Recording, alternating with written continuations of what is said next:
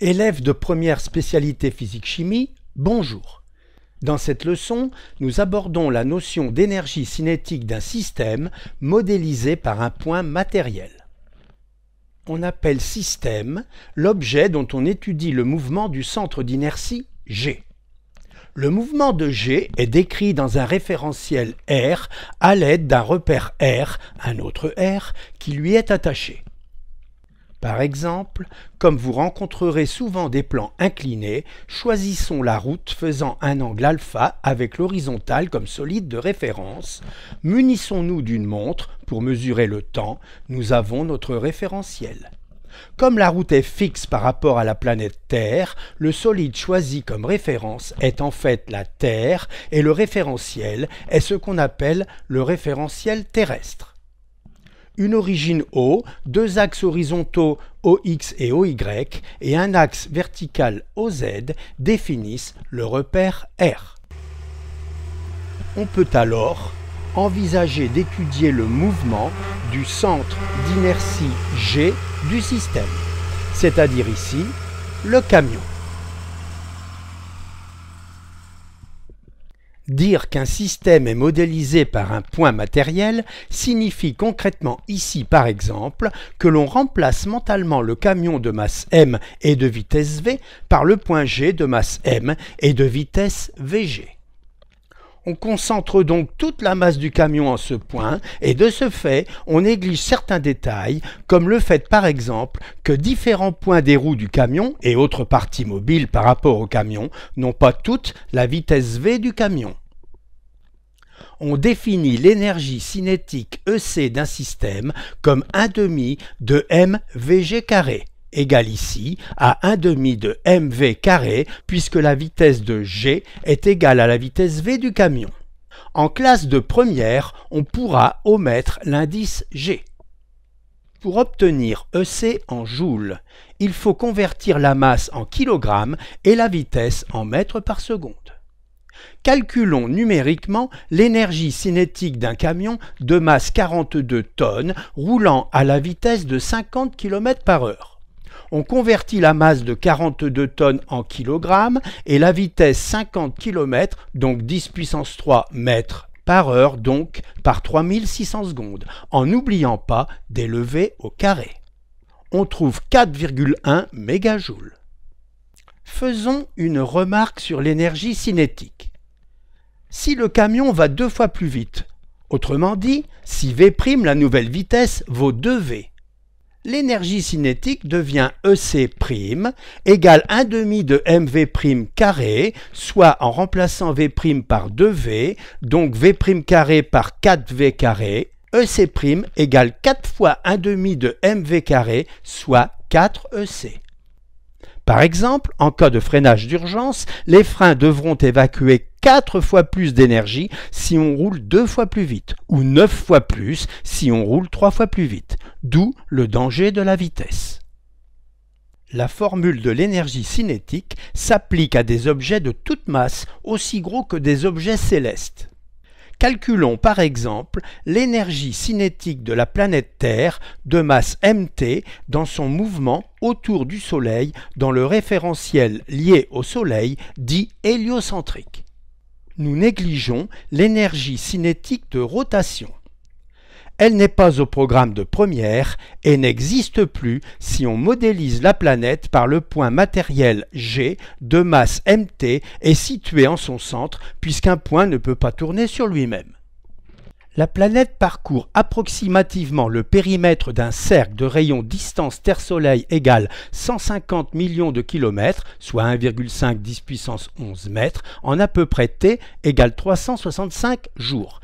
L'énergie cinétique de la planète Terre est donc égale à 1/2 de mt fois la vitesse qui est la distance parcourue, donc le périmètre du cercle, 2π dst, sur la durée du parcours t, sans oublier de mettre la vitesse au carré. Nous obtenons EC égale 1/2 de mt fois le numérateur au carré, 4π carré dst carré, sur le dénominateur au carré, t carré. On réarrange un peu l'expression, voilà.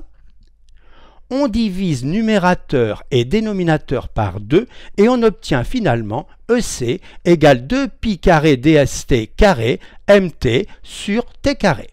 L'application numérique donne EC égale 2pi carré fois 1,5 10 puissance 11 au carré fois 6 10 puissance 24, le tout divisé par 365 jours fois 24 heures fois 3600 secondes, le tout au carré.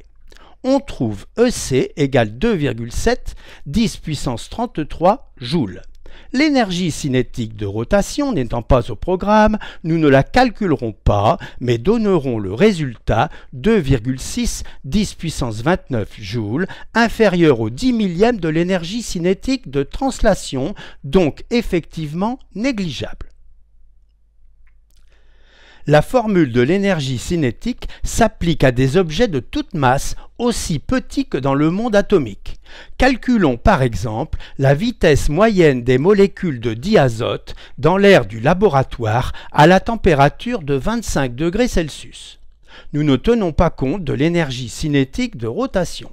Nous modélisons la molécule par le point matériel G de masse m égale à la masse de la molécule et nous notons simplement EC, l'énergie cinétique de translation.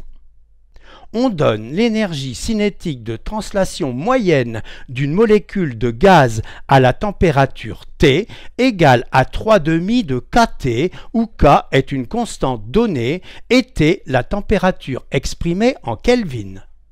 Pour déterminer la vitesse moyenne V d'une molécule, on remplace EC par son expression 1,5 de mv carré, on multiplie les deux membres de l'équation par 2, on divise les deux membres par m et on obtient l'expression de V carré. V est donc égal à racine carrée de 3kT sur m, où m est plus précisément la masse d'une molécule de diazote. La masse d'une molécule de diazote étant égale à la masse molaire du diazote divisé par le nombre d'Avogadro, on obtient cette expression. Enfin, Na au dénominateur du dénominateur est au numérateur. L'application numérique donne V égale racine carrée de 3 fois K en joules par Kelvin, donc unité du système international, fois T en Kelvin, système international, fois le nombre d'Avogadro en mol-1, système international, divisé par la masse molaire du diazote, 28 grammes par mol, qui n'est pas l'unité internationale. On multiplie donc par 10 puissance moins 3 pour convertir en kg par mol et on trouve une vitesse de 515 unités SI, soit mètres par seconde, ce qui est très rapide à notre échelle. La formule EC égale 1,5 de mv carré n'est utilisable que dans certaines conditions. On dit aussi dans un certain domaine. La formule n'est plus utilisable quand la vitesse devient trop grande. On peut considérer, mais cela dépend de la précision souhaitée, que la formule reste utilisable avec une très bonne approximation tant que la vitesse reste inférieure à c sur 10. Des électrons de vitesse négligeable créés au voisinage d'un filament chauffé sont accélérés entre deux plaques N et P chargées grâce à une tension élevée UPN. À la sortie, les électrons ont acquis une énergie cinétique EC égale E UPN, où E est la charge élémentaire, valeur absolue de la charge de l'électron, et UPN, par exemple, 2000 volts. Remplaçons EC par son expression, 1,5 de mv2, multiplions les deux membres de l'équation par 2, divisons-les par m, on obtient l'expression de V carré. D'où V égale racine carrée de 2E UPN sur m, la masse de l'électron. L'application numérique donne V égale racine carrée de 2 fois E fois UPN divisé par la masse de l'électron égale 2,65 10 puissance 7 mètres par seconde, soit 26 500 km par seconde, ce qui est extrêmement élevé mais reste inférieur à C sur 10.